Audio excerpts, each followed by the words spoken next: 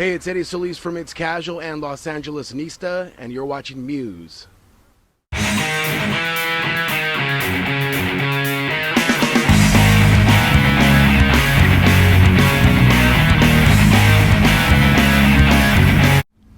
Hey, this is Mike Sandoval here with M.U.S.E, and we're here with Eddie Solis from It's Casual. Also does a radio show here in LA called Los Angeles Nista. How's everything going today? Good, Mike. Thank you. Tell us a little bit. Let's start with the band, with the music side of things. How did everything get started? How did It's Casual get its footing into the LA music scene? Well, growing up, born and raised in Los Angeles, I've always played music just because I was a fan of it. And I decided to start a band where I was going to write originals a decade ago. And fast forward present day, we're a decade into it and 4 records into it. Our latest record, the new Los Angeles 2, just came out on CD, vinyl, and digitally. But it was basically, for me, being able to express myself aggressively. So the band is really more than a band. It's the way I express myself. It's the way, it's therapy for me. So that's why I play the kind of hardcore I do, very abrasive music. And that's, and that's why the band has been going a decade long too, is because we have 2 members. It's really easy. Mm-hmm. Cool. How much of the influence of the city of Los Angeles is brought into your music and your upbringing and how you grew up? You know what? I went that route because I got tired of listening to mainstream bands talking about nothing.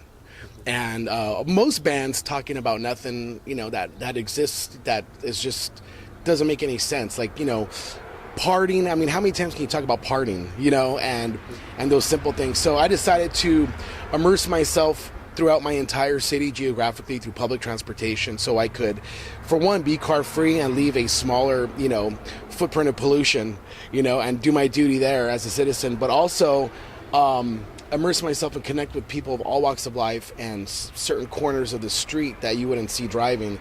So I take all that in, let it resonate with the way I was brought up and life experiences, and try to do something sincere. Mm-hmm. That's how it goes. Yeah, cool. With the new album, you've been playing shows recently. How is the new album going over with the bands, with people that you've been playing it to? It's going great.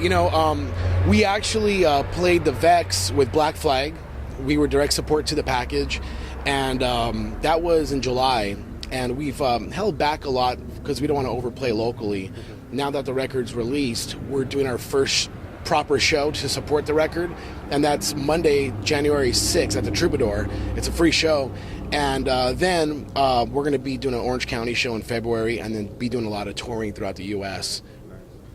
So Troubadour, let's talk about that show. Yeah. Very special venue. I mean, a lot of the greats have played there. Yep. What is the feeling for you to bring your band to be able to stand on that stage where so many of the greats have played, and to be able to play there? For me, it's a huge deal. That's my favorite venue in Los Angeles. I go to a lot of shows, and there's a lot of great venues that sound great. But to me, the Troubadour not only has the legacy of like Bob Dylan, etc., but I've seen a lot of very huge bands play there and a lot of very local bands play there, and it's always consistent with the sound, the hospitality, the customer service, and just the vibe and the quality, of the production. I've seen Kiss, I've seen Foo Fighters, and I've seen Friends bands play, and I've played there many times, and this is our second headlining show. For me to get up on that stage as an artist, it's a personal goal, because it's not just a dive bar, and it's not just a place where on a Sunset Strip that says, oh yeah, you could sell 80 tickets and give us some money at sound check. It's like you have to have a proven history in the media, a fan base, proven ticket sales and record sales to be able to do something there. So for me, it's a huge deal. Very cool. So let's talk a little bit now about the radio show. It's on Skidrow Studios. It's out of Skidrow Studios in downtown. Yep. Called Los Angeles Nista. Yep. When did you start the radio show? How did it all become what it is right now?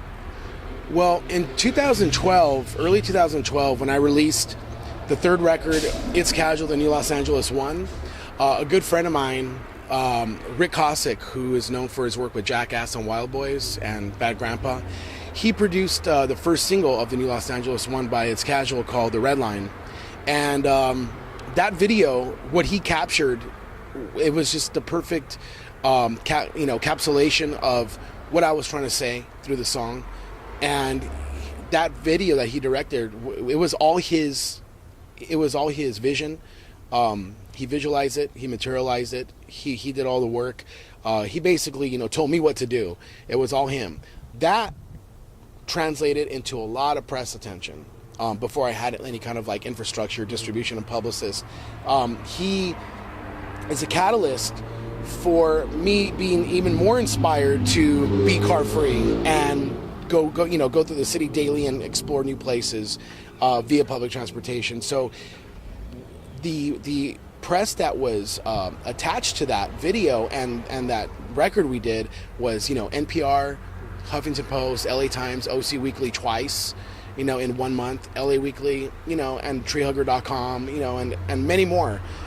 So that was, for me, I felt that being a part of that video and working with Rick and then seeing the translation of press recognize the project was really a way for me to, it really validated my idea and saying, you know what, there is no right or wrong. If you go with what you know, and it's sincere, whether people capture it or not, as long as yourself feel, that's fine. But to actually be recognized at that level was so validating. It inspired me to do something different and advocate for my lifestyle, which is car free. And so I challenged myself and said, I'm going to do a talk radio show. I never set out to do it. So I created this idea. I took it around to a few places, knocked on Skid Row's door. A couple months later, they knocked back and said, sure, let's do it. And now, today I'm doing, Sunday, the 29th of 2013, December, I'm doing my 102nd episode this afternoon.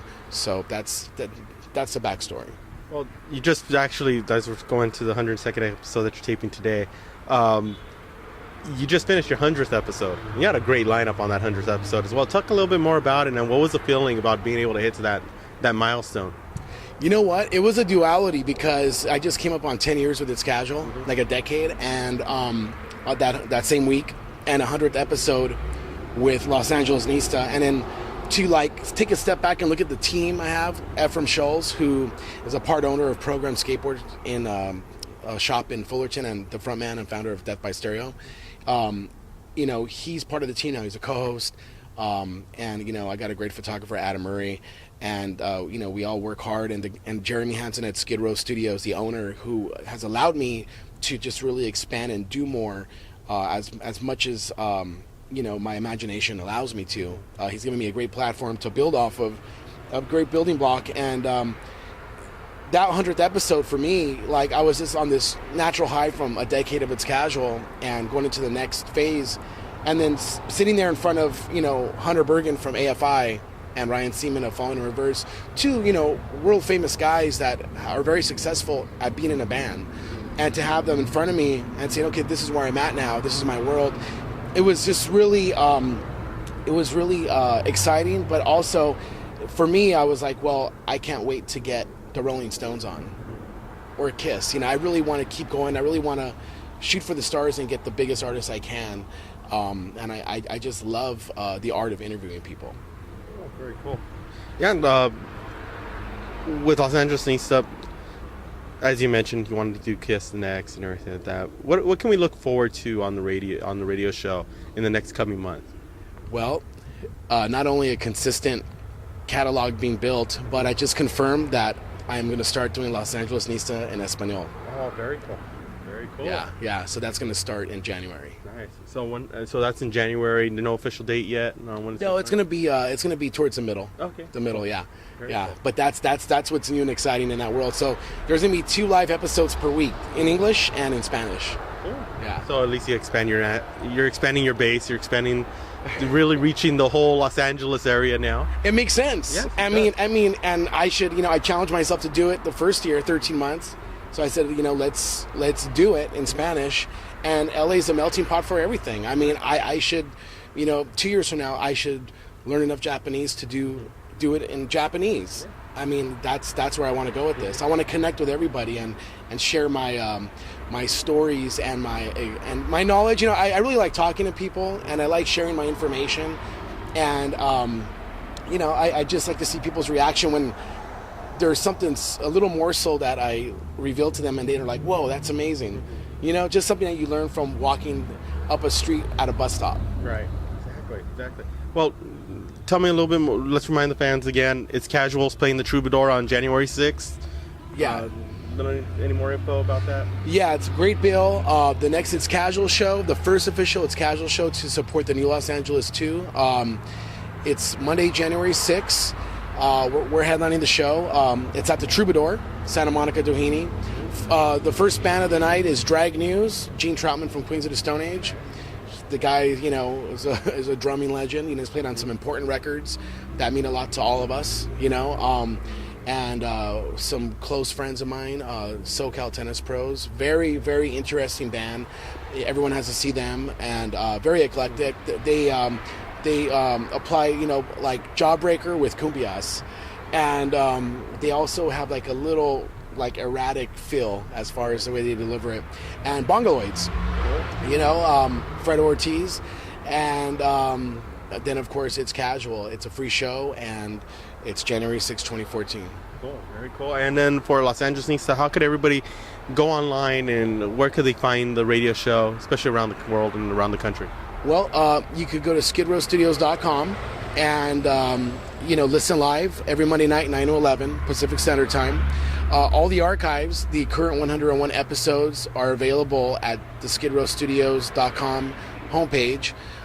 People could also listen live by downloading the Skidrow Studios app for Android or iPhone.